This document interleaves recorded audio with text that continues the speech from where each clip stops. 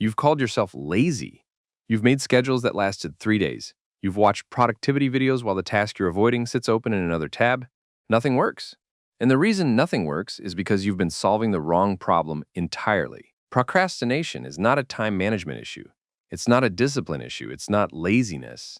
Science has known the real answer for years. Most people just haven't heard it yet. Here's what researchers at Carleton University found after studying procrastination for over 2 decades. Procrastination is an emotion regulation problem, not a productivity problem, not a character flaw. When you avoid a task, you're not avoiding the work. You're avoiding the feeling the work generates, the anxiety of starting something hard, the fear of failing at something that matters, the frustration of not knowing where to begin.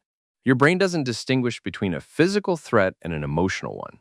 To your nervous system, opening that document feels exactly as dangerous as the thing you're afraid of. I'll feel more motivated tomorrow, but motivation doesn't come before the task. It comes during it.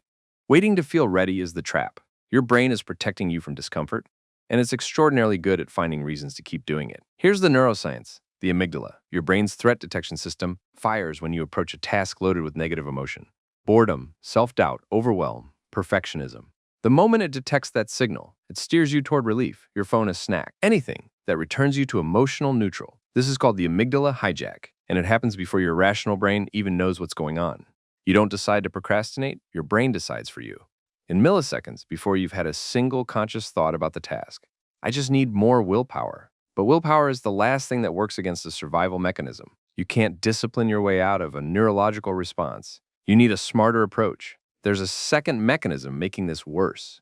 Your brain is wired to value immediate rewards over future ones. Psychologists call this present bias. The relief you feel right now from avoiding the task is real. The benefit of completing it tomorrow is abstract. Your brain will choose real over abstract every single time. This is why deadlines work. They collapse the future into the present. Suddenly, the consequence is real and immediate, and your brain finally takes it seriously. The procrastinator isn't irrational. They're running on a brain that was built for a world where only the present moment mattered. You're not broken. You're just prehistoric. You can't fight the amygdala, but you can shrink the threat. Here's how. Make the task emotionally smaller. Don't write the report. Write one sentence. Don't go to the gym.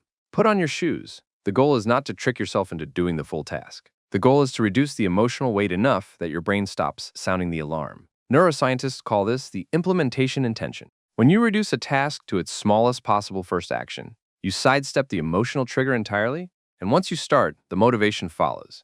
Not before. Always after. The other fix is separating your self-worth from your output. Most chronic procrastination is rooted in perfectionism, the belief that a bad result means you're bad. When the task feels like a verdict on who you are, your brain will do anything to avoid that verdict.